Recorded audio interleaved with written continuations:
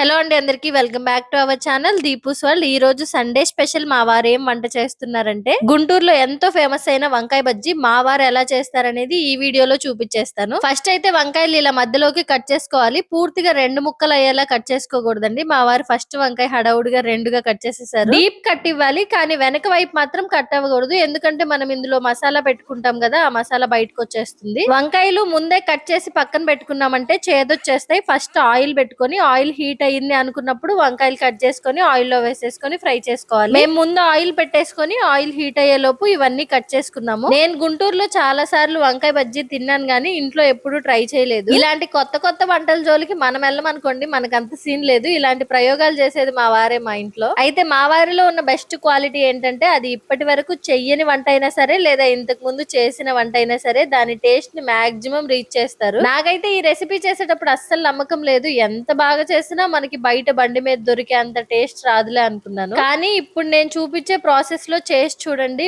Maximum ఆ taste ని reach చేయగలుగుతారు. ఎందుకు ఇంత ఖచ్చితంగా చెప్తున్నానంటే ఆల్రెడీ నేను అవి టేస్ట్ చేసిన తర్వాత ఈ వీడియో ఎడిట్ చేసి పోస్ట్ చేస్తున్నాను కాబట్టి. వంకాయల్ని ఫ్రై చేసుకుని పక్కన పెట్టుకున్న తర్వాత ఇప్పుడు ఆ వంకాయల్లో పెట్టుకునే మసాలాకి ఏమేం కావాలనేది చూపిస్తాను రండి. ఒక గుప్పెడు వేరుశనగ పప్పు, 4-5 జీడిపప్పు, 4 ఎండుమిరపకాయలు, కొంచెం చింతపండు, 4-5 వెల్లుల్లి రెబ్బలు, ఒక హాఫ్ టీ స్పూన్ జీలకర్ర, ఒక 2 టేబుల్ స్పూన్ల నువ్వులు మాత్రం కంపల్సరీ అండి. ఇప్పుడు వీటన్నిటిని ఒక చిన్న పాన్ లో కొంచెం ఒక 2 చుక్కలు ఆయిల్ వేసుకొని వీటన్నిటిని 1 by 1 ఫ్రై చేసుకోవాలి. అంటే నువ్వులు చాలా ఈజీగా వేగిపోతాయి కాబట్టి ఫస్ట్ ఎండుమిరపకాయలు, జీడిపప్పు, పల్లీలు ఇవన్నీ కూడా వేసుకొని ఫ్రై చేసుకొని లాస్ట్ లో నువ్వులు వేసుకొని ఫ్రై చేసుకోండి. బాగా దోరగా ఫ్రై చేసుకొని స్టవ్ ఆఫ్ చేసుకోండి. అస్సలు మాడనివ్వకండి, ఎండు మిరపకాయలు కూడా మాడనివ్వకండి. ఇలా చిన్నవి ఫ్రై చేసుకోవడానికి ఈ బుజ్జి పాన్ అయితే నాకు భలే యూజ్ అవుతుంది. ఇది నేను ఇండెక్స్ వ్యాలీలో తీసుకున్నాను. ఇలా ఫ్రై చేసుకున్న వాటిని ఒక ప్లేట్ లోకి తీసుకొని పక్కన పెట్టేసుకోండి. ఇవి గ్రైండ్ చేసుకోవాలంటే ఇవి చల్లారాలి. ఇవి చల్లారే లోపు మనకి ఇంకా కావాల్సినవన్నీ కూడా మనం రెడీ చేసేసుకుందాం. ఇవి మా షాప్ లో ఉల్లిపాయలే అండి. దేని వాళ్ళకి అది కరువు అని, మా ఇంట్లో ఎప్పుడు ఉల్లిపాయల కరువుగానే ఉంటది. అయిపోయిన దాకా నేను చెప్పను, చెప్పిన వెంటనే ఆయన తీసుకురారు. మా వారు చూసారా ఉల్లిపాయలు ఎంత ఫాస్ట్ గా కట్ చేస్తున్నారో. నేను ఇది ఫాస్ట్ ఫార్వర్డ్ లో పెట్టలేదండి, ఆయన కటింగ్ అంత ఫాస్ట్ గా ఉంటది. ఫాస్ట్ గానే కాదు చాలా సన్నగా కట్ చేస్తారు. అంత సన్నగా నన్ను కట్ చేయమంటే ఉల్లిపాయలు ఏమో గానీ నా వేలు కట్ చేసుకుంటాను నేను. అండ్ ఉల్లిపాయలు బాగా సన్నగా కట్ చేసుకొని పక్కన పెట్టేసుకొని ఇప్పుడు కొంచెం కొత్తిమీర తీసుకొని దాన్ని కూడా బాగా సన్నగా కట్ చేసుకోవాలి చిన్ని ముక్కలుగా. స్పెషల్లీ ఈ వంకాయ బజ్జీల్లోకి అయితే డైరెక్ట్ గా ఉల్లిపాయలు అలా వేసుకోవడం కంటే కూడా ఉల్లిపాయలు, కొత్తిమీర, కొంచెం కారము, కొంచెం సాల్ట్ వేసుకొని బాగా కలుపుకొని వేసుకుంటే బాగుంటది. సో అందుకే ఆనియన్స్ ని కట్ చేసుకొని ఇలా అన్ని వేసుకొని కలిపి పెట్టుకుంటున్నాము. వంకాయ బజ్జీలు ఏంటంటే వేడిగా తినేసేయాలండి, చల్లగా అయిపోతే అంత బాగోవు. సో దానికి కావాల్సినవన్నీ కూడా ముందే ఇలా ప్రిపేర్ చేసి పెట్టుకున్నాం అనుకోండి, బజ్జీలు వేసిన వెంటనే స్టఫింగ్ అంతా పెట్టేసుకొని తినేసేయచ్చు. ఇప్పుడు నేను చూపించే వాటిలో ఏది మిస్ చేసినా కూడా మీకు పర్ఫెక్ట్ వంకాయ బజ్జీ తిన్నామన్న సాటిస్ఫాక్షన్ రాదు. ఫస్ట్ అయితే మనం ఉల్లిపాయలు రెడీ చేసి పెట్టేసుకున్నాం కదా, నెక్స్ట్ అయితే ఇక్కడ ఒక బౌల్ లోకి 2 నిమ్మకాయలు పిండుకొని దానిలోకి 2 టేబుల్ స్పూన్ల కారం వేసుకొని బాగా కలుపుకోవాలి. కొంచెం సాల్ట్ కూడా వేసుకోవాలండి. ఇవి 2 అయిపోయాయా, ఇవి పక్కన పెట్టేసి ఇంకా నెక్స్ట్ వచ్చేసి పెరుగండి. పెరుగు తీసుకొని దాంట్లో కొంచెం సాల్ట్ వేసుకొని బాగా కలుపుకోవాలి. గడ్డలు ఏం లేకుండా పెరుగుని మెత్తగా బీట్ చేసుకొని పక్కన పెట్టేసుకోండి. కావాలంటే కొంచెం వాటర్ కూడా యాడ్ చేసుకోవచ్చు. కన్సిస్టెన్సీ అయితే ఇలా ఉండాలి. మనం ఉల్లిపాయల్లో ఉప్పు వేసుకున్నాము, నిమ్మకాయ కారం రెడీ చేసి పెట్టుకున్నాం కదా, దాంట్లో కొంచెం సాల్ట్ వేసుకున్నాం కాబట్టి పెరుగులో కూడా చూసుకొని వేసుకోండి. సాల్ట్ మళ్ళీ ఎక్కువైపోతుంది, కొంచెమే వేసుకోండి. మనం ఇవన్నీ రెడీ చేసి పెట్టుకునే లోపు ముందు ఫ్రై చేసి పెట్టుకున్నాం కదా నువ్వులు, అవన్నీ అయితే చల్లారిపోయాయి. ఇప్పుడు వాటిని అయితే మిక్సీ జార్ లో వేసుకొని గ్రైండ్ చేసుకోవాలి. దీని ప్రాసెస్ కొంచెం ఎక్కువగానే ఉంటది. మామూలు మిరపకాయ బజ్జీలాగా టక్కుమని వేసేసుకుందామంటే అవ్వదు. మరీ మెత్తగా గ్రైండ్ చేసుకోకుండా కొంచెం బరకగానే గ్రైండ్ చేసుకోండి, అప్పుడే బాగుంటుంది. చూస్తున్నారుగా వీడియోలో ఈ విధంగా కొంచెం బరకగా ఉండేలా గ్రైండ్ చేసుకుంటే సరిపోతుంది. ఇప్పుడు ఈ మిశ్రమాన్ని మొత్తాన్ని కూడా వంకాయల్లోకి పెట్టేసుకోవడమే. ఈ స్టఫింగ్ మాత్రం కొంచెం ఎక్కువ పెట్టుకోండి, ఎందుకంటే తినేటప్పుడు బాగుంటాయి బజ్జీలు. మీరు ఒక్కసారి ఈ వంకాయ బజ్జీలు ఇంట్లో ట్రై చేసి చూడండి. నేను చెప్తున్నాను కదా, మీరు బజ్జీల్లో ఫేవరెట్ ఏంటంటే ఈసారి నుంచి వంకాయ బజ్జీ మా ఫేవరెట్ అని చెప్పేస్తారు. మొన్నటి వరకు బజ్జీల్లో నా ఫేవరెట్ ఏంటి అని అడిగితే మిరపకాయ బజ్జీని కట్ చేసుకుని అందులో ఉల్లిపాయ ముక్కలు, నిమ్మరసం, ఉప్పు, కారం వేసుకొని తింటారు కదా, అదంటే ఇష్టం అని చెప్పేదాన్ని. ఇప్పుడైతే వంకాయ బజ్జీ అనే చెప్తా. మీకు నేను వంకాయలు కట్ చేసేటప్పుడే చెప్పాను కదా, వంకాయలు పూర్తిగా కట్ చేసుకోకూడదు, వెనక వైపు కట్ అవ్వకుండా కట్ చేసుకోవాలని. ఇదిగోండి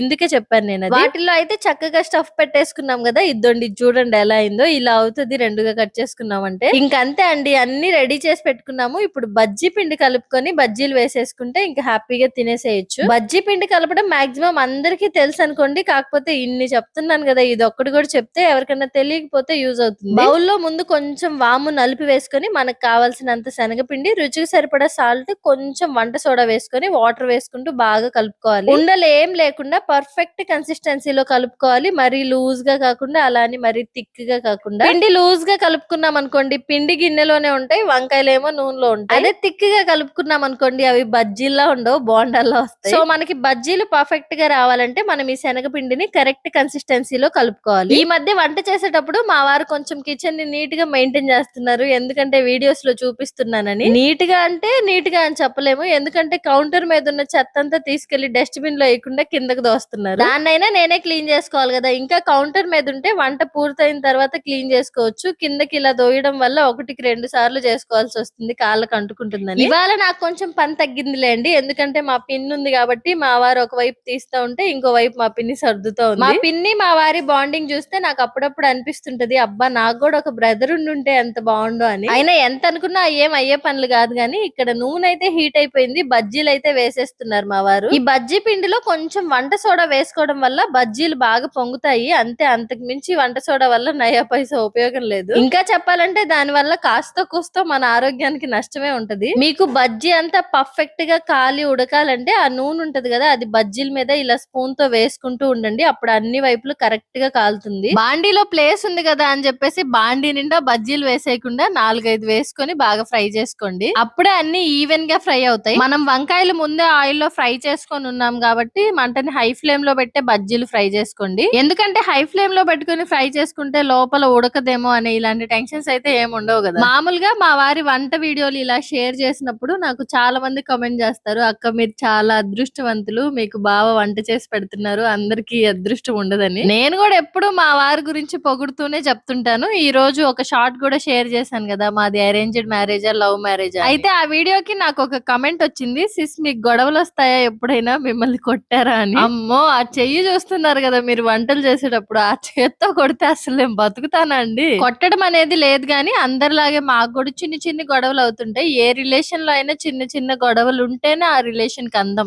కొట్టడం అంటే నాకు ఒక చిన్న ఇన్సిడెంట్ గుర్తొచ్చింది, మీతో కూడా షేర్ చేసుకుంటాను. ఇది రీతు ఒక రోజు ఇంట్లో ఏదో వస్తువు పాడు చేసి మరీ అసలు ఎంత క్రాంకీగా బిహేవ్ చేసిందంటే, ఎంత చెప్పినా వినలేదు. మా ఆయన కొట్టడానికి వెళ్తే మా అమ్మ మా అత్తయ్య ఉన్నారు అప్పుడు ఇంట్లో, వాళ్ళిద్దరు అడ్డం వెళ్ళారు. అప్పుడు నేను జాషు ప్రెగ్నెన్సీతో ఉన్నాను, పడుకొని ఉన్నాను నేను ఈ గొడవ అంతా జరిగేటప్పుడు. ఆ దెబ్బ రీతుకి తగలకుండా మా అమ్మ చేతికి తగిలింది. అయితే మా అమ్మ నేను ఊరు నుంచి వచ్చేటప్పుడైనా లేదా మా అమ్మ నా దగ్గరకు వచ్చి వెళ్ళేటప్పుడైనా నాకు జాగ్రత్తలు చెప్తుంటది, అలా ఉండకూడదమ్మా ఇలా ఉండకూడదమ్మా అని. అయితే మా అమ్మ నాకు ఆ రోజు ఏం చెప్పిందంటే, ఏదేమైనా సరే అబ్బాయికి నువ్వు అసలు ఎప్పుడు ఎదురు చెప్పొద్దమ్మా అని చెప్పింది. ఎందుకు మా అంటే, ఆ రోజు పిల్లకి ఆ దెబ్బ తగలలేదు గాని తగులుంటే అల్లాడిపోయిండేది, నా చెయ్యి అయితే అరగంట వరకు పని చేయలేదని చెప్పింది. ఎప్పుడైనా మా ఇద్దరికి చిన్న చిన్న గొడవలు వచ్చినప్పుడు ఆయన రైజ్ అవుతున్నాడంటే నేను ఆగిపోతాను, నాకు మా అమ్మ చెప్పిన మాటే గుర్తొస్తుంది. అదన్నమాట సంగతి. ఇంకా ఆ సంగతి పక్కన పెట్టేస్తే, బజ్జీలు ఫ్రై చేసేసుకున్న తర్వాత అదే ఆయిల్ లో కొన్ని పల్లీలు కూడా ఫ్రై చేసుకుని పక్కన పెట్టేసుకోండి. ఇప్పుడు బజ్జీని మిడిల్ లో కట్ చేసుకొని అందులో మనం ముందుగానే రెడీ చేసి పెట్టుకున్నాం కదా ఉల్లిపాయ ముక్కలు, అలాగే నిమ్మరసము కారం వేసుకొని రెడీ చేసి పెట్టుకున్న నిమ్మ కారము పెరుగు వేసుకొని మళ్ళీ పైన కొంచెం ఉల్లిపాయలు వేసుకొని సర్వ్ చేసేసుకోవడమే. ఫస్ట్ మా వారు నాకు గుంటూరులో వంకాయ బజ్జీ తెచ్చిచ్చినప్పుడు దాని మీద మొత్తం ఫుల్ గా పెరుగు పోసుండింది. ఇదేంట్రా బాబు బజ్జీలో ఎవరైనా పెరుగు వేసుకుంటారా, అసలు ఇది ఎలా తినాలరా నాయన అనుకున్నాను. కానీ అది బయటికి చెప్పలేక బజ్జీతో పాటు లోపలికి మింగేశాను. కానీ అది తిన్న తర్వాత తెలిసింది ఏంటంటే, ఈ వంకాయ బజ్జీలో పెరుగు వేసుకుంటేనే బాగుంటదని. వంకాయ బజ్జీలు తినాలంటే ఏదో లోపల స్టఫ్ పెట్టేసుకొని బజ్జీలు వేసేసుకొని తినేసాము అన్నట్టు కాకుండా, నేను చూపించినట్టు